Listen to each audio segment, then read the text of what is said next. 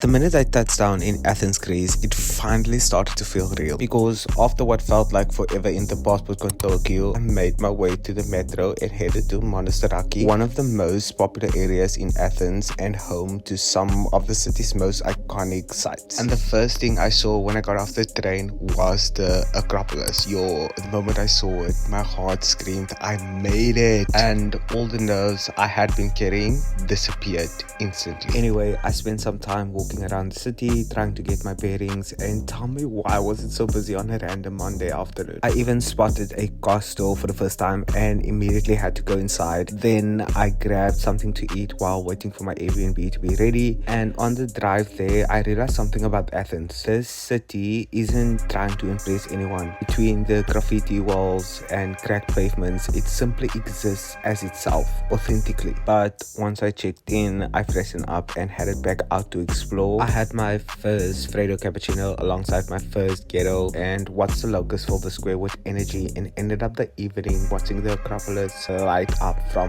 the roof. The next day was Acropolis Day. Now, what possessed me to wear these slides for this mission? I genuinely don't know. Because between the cobblestones and the uphill walk, it could be amber my geval, guys. I was clearly prioritizing aesthetics over practicality, but eventually I made it, grabbed a bottle of water for €4, which is basically 75 South African rands a day mile. But then I eventually started exploring, and before anyone asked me historical questions about these buildings, I was only there for aesthetics, so don't ask. Afterwards, I wandered through Plaka, got another ghetto, picked up a few essentials, and spent the rest of the day taking it all in. My final day in Athens was a little slower. I stayed in, caught up on some content admins, sorted out some travel logistics, and gave myself space to reset before heading off to the islands. And honestly, there was no better way to end my time in Athens than on this rooftop, watching the Acropolis glow over the city. Next stop is Simi Island, so